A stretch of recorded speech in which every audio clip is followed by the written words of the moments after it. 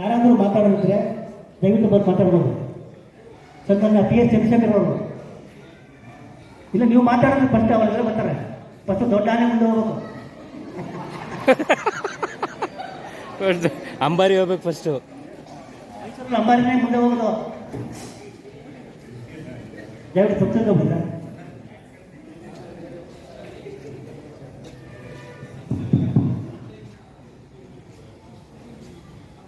ಸನ್ಮಾನ್ಯ ಪ್ರಾಂಶುಪಾಲರಾದಂಥ ಶ್ರೀಯುತ ML ರಾಜಶೇಖರ್ ಅವರೇ, ನೌಕರ ಸಂಘದ ಅಧ್ಯಕ್ಷರಾದಂಥ D ರವಿಕುಮಾರ್ ಅವರೇ, ನೌಕರ ಸಂಘದ ಕಾರ್ಯದರ್ಶಿಯವರಾದಂಥ ಶ್ರೀಯುತ MS ಪ್ರಕಾಶ್ ಅವರೇ,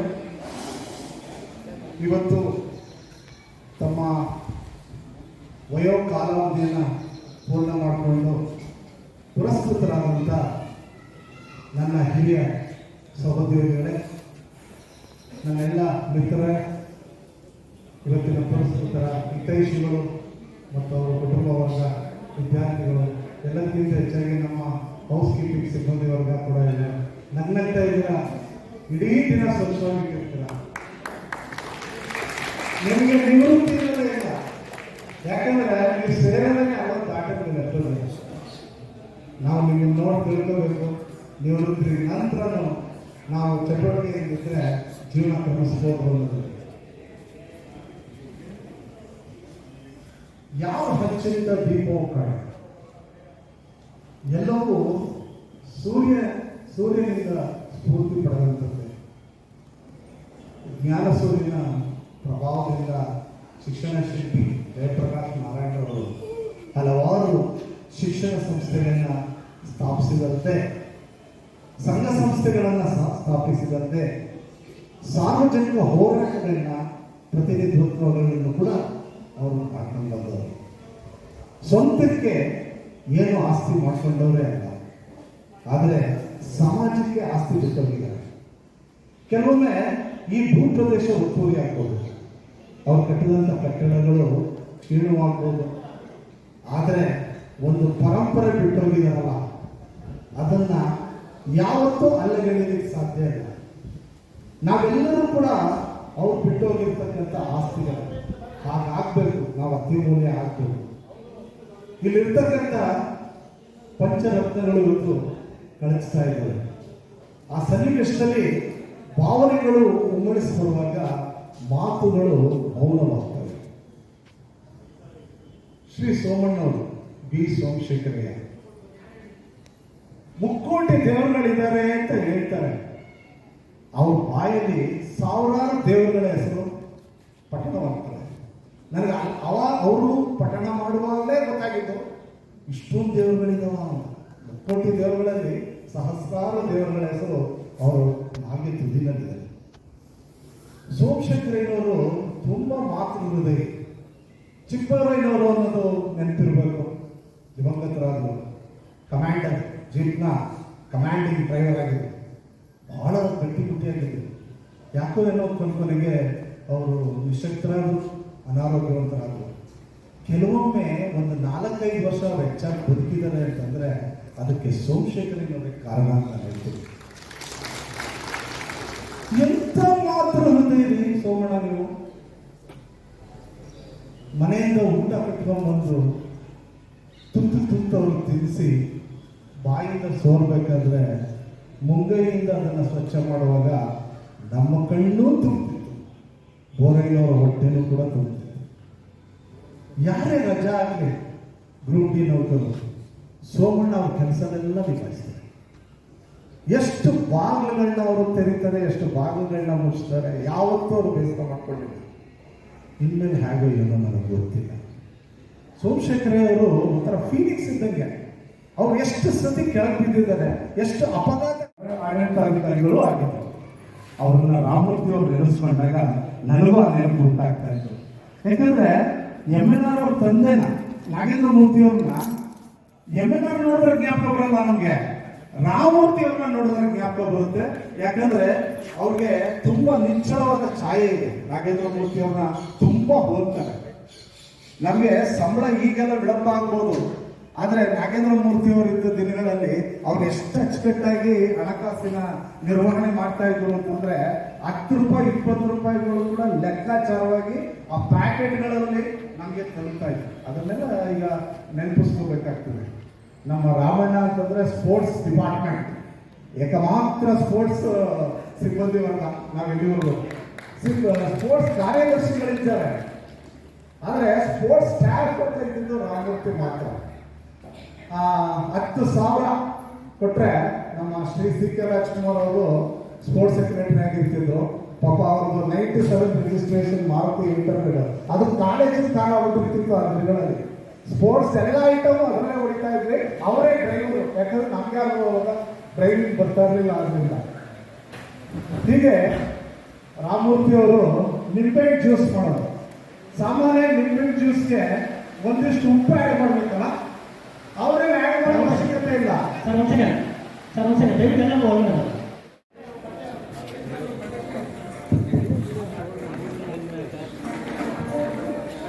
ದಯಮಾಡಿ ಗಣ್ಯರೆಲ್ಲ ಮತ್ತೊಮ್ಮೆ ಮುಂದೆ ಆಸೀನರಾಗಬೇಕು. ಬಳೆ ನಾಯಿಗಳು ನಮಗೋಸ್ಕರ ಅವಕಾಶ ಕೊಟ್ಟಿದ್ದಾರೆ. ಇದರಿಂದ ಅತ್ಯುತ್ತಮ ಪ್ರೋಗ್ರಾಮ್ ಮುಗಿಸ್ಬಿಡೋಣ. ದಯವಿಟ್ಟು ಎಲ್ಲರೂ ಆಸಕ್ತರಾಗಿ ದಯವಿಟ್ಟು ಕ್ಷಮೆ ಇರಲಿ. ಎಲ್ಲ ಇಟ್ಕೊಳ್ಳಿ ಇರ್ತಾರೆ 10 ನಿಮಿಷ ಮುಗಿಸ್ಬಿಡೋಣ.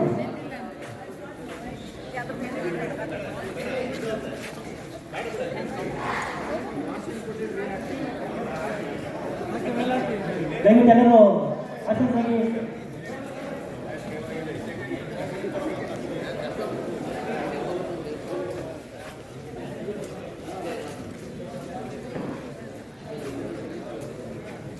ಸ್ನೇಹಿತರೆ, ದಯಮಾಡಿ ಆಸೀನರಾಗಿ ತೊಂದರೆ ಇಲ್ಲ. ಬಟ್ಟೆ ಒಪ್ಕೊಂಡ್ರಾಯ್ತು ಬಿಡ್ರಿ. ನಿವೃತ್ತಿ ಆಗೋರ್ಗಿಂತ ದೊಡ್ಡದೇನಲ್ಲ ನಮ್ಮ ಬಟ್ಟೆಗಳು. ನೋಡಿ, ಮಳೆ ಬಂದ್ರೆ ಸಮೃದ್ಧಿಯ ಲಕ್ಷಣ ಅಂತ ನಮ್ಮ ಅಧ್ಯಕ್ಷರು ಕಿವಿ ಮಾತು ಹೇಳ್ತಾ ಇದ್ದಾರೆ. ನಿವೃತ್ತರಾಗೋರ್ಗು ಇನ್ನು ವೃತ್ತಿಯಲ್ಲಿ ಇರೋರ್ಗು ಸಮೃದ್ಧಿ ಆಗಲಿ.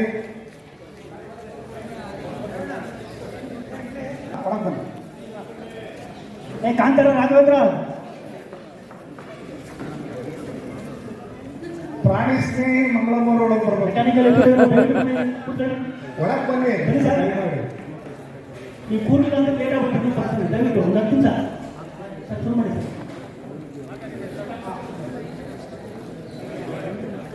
ಇದೀಗ ಆವರಣಕ್ಕೆ ಬಂದಂತ ಶ್ರೀಮತಿ ಬೃಂದಾ ನಾಗೇಂದ್ರ ಅವರಿಗೆ ಸಿಬ್ಬಂದಿಯವರ ಪರವಾಗಿ ಸ್ವಾಗತವನ್ನು ಕೊಡ್ತಾ ಇದ್ದೀವಿ. ಅವರ ಬಿಡುವಿಲ್ಲದ ನಿರಂತರ ಉದ್ಯೋಗ ಒತ್ತಡದ ಮಧ್ಯೆ ಬಂದಿದ್ದಾರೆ. ಸ್ವಾಗತ ಮೇಡಮ್, ವಂದನೆಗಳು. ನಾನು ಕೆ ಮೂರ್ತಿ ಅವ್ರ ಬಗ್ಗೆ ಮಾತಾಡ್ತಾ ಇದ್ದೆ. ಅದೇ ನಾನು ಹೇಳ್ತಾ ಇದ್ದಿದ್ದು, ಸ್ಪೋರ್ಟ್ಸ್ ಮೀಟ್ ಅಂತ ಆಗುವಾಗ ಕೇವಲ 10,000ದಲ್ಲಿ ನಾವು ಸಾಕಷ್ಟು ಸಂಭ್ರಮ, ಎತ್ತರ, ವೈಭವ ಇದರೊಂದಿಗೆ ನಾವು ಕ್ರೀಡಾಕೂಟನ ಆಯೋಜಿಸ್ತಾ ಇದ್ವಿ. ಅವಾಗ ತಪ್ಪದೆ ನಿಂಬೆಹಣ್ಣು ಜ್ಯೂಸ್ ಕೊಡ್ತಾ ಇದ್ರು ರಾಮಮೂರ್ತಿ. ಅದು ಕಾಯಂ ಕಡ್ಡಾಯವಾಗಿ ನಮ್ಮ ಕ್ರೀಡಾಕೂಟದಲ್ಲಿ ನಿಂಬೆಹಣ್ಣು ಜ್ಯೂಸ್ ಇರಲೇಬೇಕು. ಅತ್ಯಂತ ಸ್ವಾದಿಷ್ಟವಾದ ನಿಂಬೆಹಣ್ಣು ಜ್ಯೂಸ್. ಇದಕ್ಕೆ ರಹಸ್ಯ ಏನಪ್ಪಾ ಅಂತಂದ್ರೆ, ಒಂದು ಚಿಟಿಕೆ ಉಪ್ಪು ಹಾಕ್ಬೇಕು. ಆ ಚಿಟಿಕೆ ಉಪ್ಪು ನಾವೇನು ಹಾಕ್ತಿರಲಿಲ್ಲ ಬಿಡ್ರಿ. ಕೈಯಲ್ಲಿ ಲವಣ ಇಲ್ವೇ, ಬೆವರಿಲ್ವೇ, ಇವೆಲ್ಲ ಸೇರಿಸಿದ್ರೆ ರುಚಿಕಟ್ಟಾಗಲ್ವೇ? ನಮ್ಮ ರಾಮಮೂರ್ತಿ ಅವರ ಕೈಗುಣ ಆ ನಿಂಬೆಹಣ್ಣು ಜ್ಯೂಸ್ ಕುಡಿದು ನಾವು ಬಿಸಿಲಲ್ಲಿ ನಿಂತು ಧೂಳು ಕುಡಿದ್ರು ಕೂಡ ನಮ್ಗೆ ಆರೋಗ್ಯ ವ್ಯತ್ಯಯ ಆಗ್ತಿರಲಿಲ್ಲ. ನನಗೆ ರಾಮಮೂರ್ತಿ ಅವರ ವಿಚಾರ ಬಂದಾಗ ಈ ನಾಸ್ಟಲ್ಜಿಕ್ ಫೀಲಿಂಗ್ ಆಗುತ್ತೆ. ಈಗಾಗಲೇ ನಮ್ಮ ಪ್ರಾಂಶುಪಾಲರು ಹೇಳ್ತಾ ಇದ್ರು, ಅವರೊಬ್ಬ ಅಜಾತ ಶತ್ರು ಅಂತ. ಅಕ್ಷರಶಃ ಅದು ನಿಜವಾದ ಮಾತು. ರಾಮಣ್ಣನ ಜೊತೆ ಯಾರಾದ್ರೂ ಜಗಳ ಮಾಡಿರೋರು ಇದ್ದೀರಾ? ಸಾಧ್ಯನೇ ಇಲ್ಲ. ಅವ್ರ ಜೊತೆ ಜಗಳ ಮಾಡಕ್ ಸಾಧ್ಯನೇ ಇಲ್ಲ. ಯಾಕಂದ್ರೆ ಅವರ ಮಾತಿನ ವೈಖರಿನೇ ಹಾಗೆ. ರಾಮಣ್ಣವ್ರ ಬಗ್ಗೆ ಮತ್ತೊಂದು ಹೇಳ್ಬೇಕು ಅಂತಂದ್ರೆ, ಕೋವಿಡ್ನ ಸಂದರ್ಭ, ಅವ್ರ ಕೈಯಲ್ಲಿ ಹಣ ಇಲ್ಲ, ಸಂಬಳ ತಡ ಆಗಿತ್ತು. ಒಂದು ಪದ್ಧತಿ ಇದೆ ಅಲ್ವಾ, ನಾವು ಏನೇ ವಸ್ತುಗಳನ್ನ ತರಬೇಕು, ಕೊಂಡ್ಕೊಂಡು ಬರಬೇಕು ಅಂತಂದ್ರೂ ಮುಂಚಿತವಾಗಿ ಅದನ್ನ ಖರ್ಚು ಮಾಡಿ ಆ ವಸ್ತುಗಳನ್ನ ತಂದು ರೆಸಿಪ್ಟ್ನ ಸಲ್ಲಿಸಿದಾಗ ಮಾತ್ರ ನಮಗೆ ಹಣ ಸಂದಾಯ ಆಗುತ್ತೆ ಸಂಸ್ಥೆಯಿಂದ, ಹೌದಲ್ವಾ? ಅದು ನಾವು ಹೋದಂಥ ಅಂಗಡಿಗಳಲ್ಲೇ ಅದನ್ನ ಸಾಲವಾಗಿ ಪಡ್ಕೊಂಡು ತರಬೇಕು. ಅದಕ್ಕೆ ಬೇಕಾದ ಪರಿಚಯ, ಆ ಗುಡ್ ವಿಲ್ ಅಂತಾರಲ್ಲ, ಅದನ್ನ ನಾವು ಕ್ಯಾರಿ ಮಾಡಬೇಕು. ಪಾಪ ರಾಮಮೂರ್ತಿ ಪರಿಚಯ ಇದ್ದರೆ ಮೆಡಿಕಲ್ ಸ್ಟೋರ್ ಹೋದ್ರೂ ಆ ಆತ್ಮೀಯತೆಯಿಂದ ತನ್ನ ಆಡು ಭಾಷೆಯಿಂದ ಸೆಳೆದು ಅವರ ಪೈಕಿ ಯಾರೊಬ್ಬ ವ್ಯಕ್ತಿ ತನ್ನನ್ನು ತಾನು ತೊಡಗಿಸ್ಕೊಂಡು ಆ ಮೆಡಿಕಲ್ ಸಾಮಗ್ರಿಗಳನ್ನ ತಂದು ಕೈಯಲ್ಲಿ ಕಾಸಿಲ್ವಲ್ಲ ಅಂಥ ಸಂದರ್ಭಗಳಲ್ಲೂ ರಾಮಮೂರ್ತಿಯವರು ತಮ್ಮ ಕಾರ್ಯಕ್ಷಮತೆಯನ್ನು ಮೆರೆದಿದ್ದಾರೆ ಅನ್ನೋದಕ್ಕೆ ನಾನು ಪ್ರತ್ಯಕ್ಷ ಸಾಕ್ಷಿ. ಇಂಥ ಹಲವಾರು ಸಂದರ್ಭಗಳ ಮೂಲಕ ರಾಮಮೂರ್ತಿಯವರು ತಮ್ಮ ವೃತ್ತಿ ಜೀವನವನ್ನು ಸಂಪನ್ನಗೊಳಿಸಿದ್ದಾರೆ. ಅವರಿಗೆ ಶುಭ ಹಾರೈಕೆಗಳು ಸರ್. ರಾಮಮೂರ್ತಿಯವರ ಎಂಥ ಒಳ್ಳೆ ಊಟ ಹಾಕಿದ್ರಿ ಸರ್, ದಾಖಲೆ ಬರೆದ್ಬಿಟ್ರಿ ನೀವು. ಈಗ ನಿವೃತ್ತಿ ಆದವರು ಇಂಥ ಚೆನ್ನಾಗಿ ಊಟ ಹಾಕ್ಸ್ಬಿಟ್ರೆ ಮುಂದಿನ ದಿನಗಳಲ್ಲಿ ನಾವು ನಿವೃತ್ತಿ ಆಗ್ಬೇಕಾದ್ರೆ ಸ್ವಲ್ಪ ತಯಾರಾಗಿರ್ಬೇಕು. ಅಂತ ರುಚಿಕಟ್ಟಾದ ರಾಮಮೂರ್ತಿಯವರು ನಿಮ್ಮ ಮಂಜಪ್ಪರು ಯತಿರಾಜ್ ಅವರು ಸೇವೆ ಹಾಕ್ಸ್ತಿದ್ದಂತೆ, ಆದರೂ ಕೂಡ ನಿಮ್ಮ ನೇತೃತ್ವ ಇತ್ತು ಅಂತ ನಾನು ತಿಳ್ಕೊಂಡೆ. ಶ್ರೀಯುತ ಯತಿರಾಜ್ ಸತ್ಯಗಾಲ ಅಂತಂದ್ರೆ ಆ ಕೊಳ್ಳೇಗಾಲ ಹೆದ್ದಾರಿ, ಆ ಮಹದೇಶ್ವರ ಬೆಟ್ಟದ ಕಡೆಗೆ ಹೋಗ್ತೀವಲ್ಲ, ಈಗಂತೂ ರಸ್ತೆ ಸುಗಮವಾಗ್ಬಿಟ್ಟಿದೆ. ಅದು ದಿಢೀರಕ್ಕೆ ಸಂಪರ್ಕ ಮಾಡಿ ಅಲ್ಲಿ ಹೊಳೆಯಲ್ಲಿ ಸಿಗ್ತಕ್ಕಂಥ ಮೀನು, ಅವ್ರ ಊರಿನವರ ಸತ್ಕಾರ, ಯತಿರಾಜ್ ಅವ್ರ ಮನೆಯವರ ಸತ್ಕಾರನೇ ಅಷ್ಟು ಚೆಂದ. ಎಷ್ಟೇ ಜನ ಹೋದ್ರೂ ಕೂಡ ಅವ್ರು ಅಡುಗೆ ಮಾಡಿ ಎಲ್ಲರಿಗೂ ಬಡಿಸಿ ಸಂತೃಪ್ತಿ ಮಾಡ್ತಕ್ಕಂಥ ಒಂದು ಮನೆತನ. ಅವ್ರ ಅಣ್ಣ ತಮ್ಮಂದಿರ ಮಧ್ಯೆ ಎಂಥ ಬಾಂಧವ್ಯ, ಆ ಸ್ನೇಹ. ಅವರು ಸಹೋದರಂತೂ ಇಲ್ಲೇ ಇಲ್ಲ. ಅವ್ರು ಹೆಚ್ಚು ಕಮ್ಮಿ ಪಠ್ಯೇತನದ ಸ್ನೇಹಿತರ ಥರನೇ ಅಷ್ಟೇ ಸಹಜವಾಗಿ ಸಲೀಸಾಗಿ ಒಬ್ಬರ ಜೊತೆ ಅವರು ಕಾಲ ಕಳೀತಾರೆ. ಅದೆಲ್ಲ ನಮಗೆ ಒಂದು ಉದಾಹರಣೆಯಾಗಿ ನಿಲ್ಲುತ್ತೆ. ಸತ್ಯಗಾಲದಲ್ಲಿ ಒಂದು ಅತ್ಯಾಧುನಿಕ ಹೈಸ್ಕೂಲ್ ಪ್ರೌಢಶಾಲೆ ಒಂದು ಬಂತು ಇತ್ತೀಚೆಗೆ. ಅದಕ್ಕೆ ನಮ್ಮ ಅಧ್ಯಕ್ಷರಾದ ಮರುಸ್ವಾಮಿಯವರು ರೂವಾರಿ, ಮರುಸ್ವಾಮಿಯವರು ಸತ್ಯಗಾಲದವರೇ. ಆದರೆ ಏನೋ ಮರುಸ್ವಾಮಿಯವರ ಜೊತೆ ಇದ್ರೂ ಕೂಡ ಆತ್ಮೀಯತೆ. ಅವ್ರಿಗೆ ನಮ್ಮ ಬೆಂಗಳೂರಿನ ಜಲಮಂಡಳಿಯ ಕಾರ್ಯಕರ್ತರು PNL ಅವ್ರ ಜೊತೆಗೆ ಅವ್ರಿಗೆ ವಿಶೇಷವಾದ ಒಂದು ಬಾಂಧವ್ಯ. ನನಗನ್ಸುತ್ತೆ ಒಬ್ಬ ಸಿಬ್ಬಂದಿ ಒಂದು ಕವನ ಸಂಗ್ರಹದ ಮೂಲಕ ತನ್ನ ಒಡೆಯರಿಗೆ ಅಥವಾ ತಮ್ಮ ಕಲ್ಯಾಣದತ್ತಿಯ ಹಿರಿಯರಿಗೆ ಒಂದು ಗೌರವನ ಸಲ್ಲಿಸ್ತಕ್ಕಂಥ ಸಮರ್ಪಣೆ ಮಾಡೋದಿದೆಯಲ್ಲ, ಅದು ಅತ್ಯಪೂರ್ವ, ಅದು ತೀರಾ ಅಪರೂಪ. ಆ ಕೆಲಸವನ್ನ ನಮ್ಮ ಯತಿರಾಜ್ ಅವರು ತಮ್ಮ ಕವನ ಸಂಗ್ರಹವನ್ನ PNL ಅವರು ಸಮರ್ಪಣೆ ಮಾಡಿ ಅದ್ದೂರಿಯಾಗಿ ಸಭಾಂಗಣದಲ್ಲಿ ಅವತ್ತಿನ ದಿನ ಎನ್ ಕೃಷ್ಣಪ್ಪನವ್ರು ಬಂದಿದ್ರು, ಹಾಲಿ ಶಾಸಕರು ಕೂಡ. ಅವರು ಅದನ್ನ ಓದ್ಕೊಂಡು ಬಹಳ ಮೆಚ್ಚುಗೆ ಪಟ್ಟರು. ಅವರ ಸಾಹಿತ್ಯ ಸೇವೆ ಪ್ರವೃತ್ತಿ ಇನ್ನಷ್ಟು ಉಲ್ಬಣಗೊಳ್ಳಿ ನಿವೃತ್ತಿಯ ನಂತರ ಅಂತ ನಾನು ಆಶಿಸ್ತೀನಿ. ಅವರು ಆವರಣಕ್ಕೆ ಇನ್ಮೇಲೆ ಬರಲ್ಲ ಅಂತ ಹೇಳಂಗೇ ಇಲ್ಲ. ಶಿವಮೊಗ್ಗನ ಬಿಡಕ್ಕಾದ್ರು ಬರ್ಬೇಕಲ್ಲ, ಬಿಡಕ್ಕೆ ಕರ್ಕೊಂಡು ಹೋಗಿಲ್ಲ.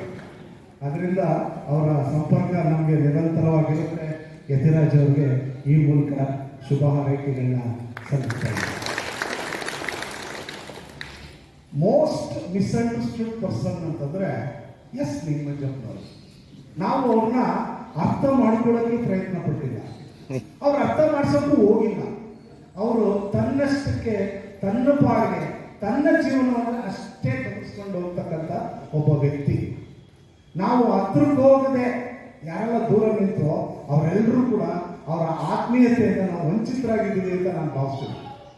ಅವ್ರಿಗೆ ಭದ್ರಾವತಿ ಬಾಬಾ ಸಾಹೇಬ್ ಮೇಲಿರೋ ಅಭಿಮಾನ ಅವರ ತಂದೆ ತಾಯಿ ಮೇಲಿರೋ ಅಭಿಮಾನಗಳಷ್ಟೇ ಸಮಾನವಾದದ್ದು ಅಂತ ನಾನು ಹೇಳಕ್ಕೆ ಇಷ್ಟಪಡ್ತೀನಿ. ಎಂಥ ಒಳ್ಳೆ ನೆಟ್ವರ್ಕ್ ಇಟ್ಕೊಂಡಿದ್ದಾರೆ ಅವರು, ವಿಧಾನಸೌಧದಲ್ಲಾಗಲಿ ಬೇರೆ ಕಡೆಯಲ್ಲಾಗಲಿ. ನಾವೊಂದು ಮ್ಯಾಗ್ಝಿನ್ ವರ್ಕ್ಗೆ ಸಂಬಂಧಪಟ್ಟಂಗೆ ಒಂದು ಸಂದೇಶನ ತರಬೇಕಿತ್ತು ವಿಧಾನಸೌಧದ ಹಿರಿಯರ ಮೂಲಕ. ಆಗ ಅವರು ತಮ್ಮ ಪ್ರಭಾವವನ್ನು ಬಳಸಿ ನಮ್ಮನ್ನು ಕರ್ಕೊಂಡೋಗಿ ಅಲ್ಲಿ ಸಂದೇಶದ ಒಂದು ಪತ್ರಗಳನ್ನೆಲ್ಲ ಸಿದ್ಧಪಡಿಸಿ ತೆಗೆದುಕೊಂಡು ನಮಗೆ ದಾರಿನಲ್ಲಿ ಜೊತೆಯಲ್ಲಿ ಊಟ ಎಲ್ಲ ಮಾಡಿ ಅಂಬೇಡ್ಕರ್ ಸಂಶೋಧನಾಲಯಕ್ಕೆ ಹೋಗಿ ಅಲ್ಲಿ ಕಾಲ ಕಳೆದು ಈ ರೀತಿಯಾಗಿ ಅವರೊಂದಿಗೆ ಕೆಲವು ಕ್ಷಣಗಳನ್ನ ನಾವು ಕಳೆದಿರೋದನ್ನ ಸದಾಕಾಲ ನೆನಪಿಗೆ ಬರುತ್ತೆ. ಅವರ ಮುಂದಿನ ಜೀವನ ಹಸನಾಗಲಿ ಅಂತ ಈ ಮೂಲಕ ನಾನು ಕೋರ್ಕೊಳ್ತೀನಿ. ಇನ್ನು ಪ್ರಾಂಶುಪಾಲರು. ನಾನು ಸಲಿಗೆಯಿಂದ ಮಾತನಾಡೋದು, ಏಕವಚನದಲ್ಲಿ ಮಾತಾಡೋದು ಇಬ್ಬರೇ ವ್ಯಕ್ತಿಗಳ ಜೊತೆಗೆ.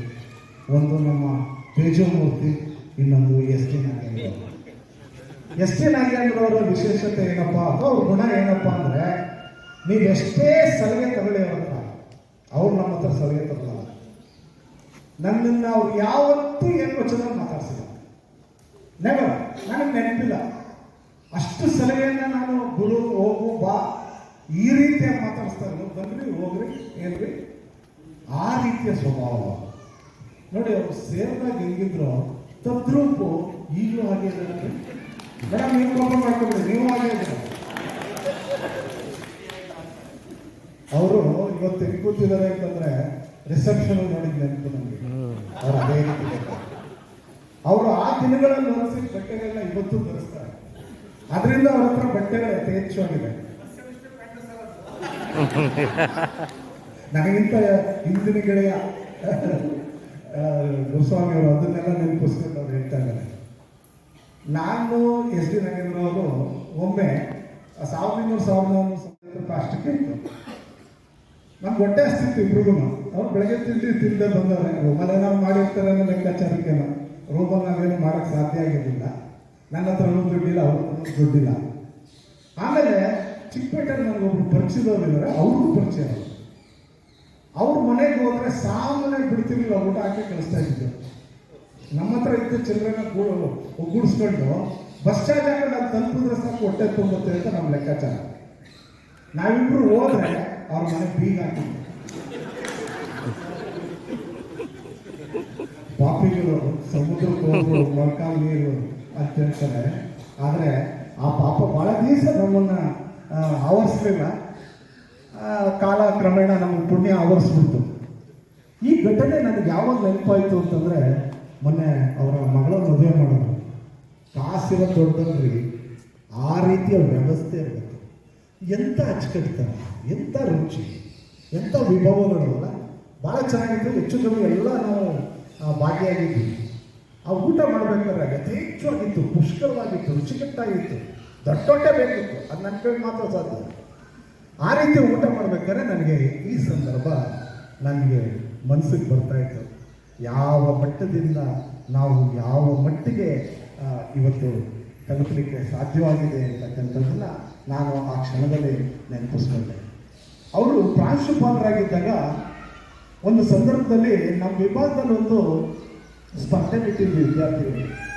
ಅದರ ಬಹುಮಾನ ವಿತರಣೆ ಮಾಡಬೇಕಿತ್ತು. ಆ ಸನ್ನಿವೇಶದಲ್ಲಿ ನಾನೇನು ಮಾಡಿದೆ, ಅವ್ರ ಹತ್ರ ಮುಂಚಿತವಾಗಿ ಅನುಮತಿನ ತಗೊಂಡಿರಲಿಲ್ಲ. ನನಗೆ ಅದು ಆಮೇಲೆ ಮನವರಿಕೆ ಆಯಿತು. ಅಯ್ಯೋ, ಅವ್ರ ಅನುಮತಿ ತಗೊಳ್ದೆ ನಾನು ಕಾರ್ಯಕ್ರಮ ಮಾಡಿ ಪ್ರಾಂಶುಪಾಲರ ಕೈಲೇ ಬಹುಮಾನ ಕೊಡಿಸ್ತೀನಿ ಅಂತ ವಿದ್ಯಾರ್ಥಿಗಳೇ ಇಲ್ಲಾಗಿ ಅವ್ರಿಗೆ ಇನ್ನೂ ಮಾಹಿತಿನೇ ಕೊಟ್ಟಿಲ್ವಲ್ಲ ನಾನು ಅಂತ ಹೇಳ್ಕೊಂಡು ಯೋಚನೆ ಮಾಡಿಕೊಂಡು ಆ ಒಂದು ಹಿಂಜರಿಕೆಯಿಂದ, ಆ ಒಂದು ತಲ್ಲಣದಿಂದ ಅವ್ರ ಹತ್ರ ಹೋದೆ. ಸರ್, ಈ ಥರ ನೀವು ಹೇಳೋಕ್ಕಾಗಲಿಲ್ಲ, ನಾವು ಈ ಥರದೊಂದು ಕಾರ್ಯಕ್ರಮ ಮಾಡ್ಕೊಂಡಿದ್ದೀವಿ, ಮತ್ತು ಅದರ ಸಮಾರೋಪದಲ್ಲಿ ನೀವು ಬಂದು ಬಹುಮಾನ ವಿತರಣೆ ಮಾಡಬೇಕು ಅಂದಾಗ ಅವ್ರು ಮಾತಾಡೋದು.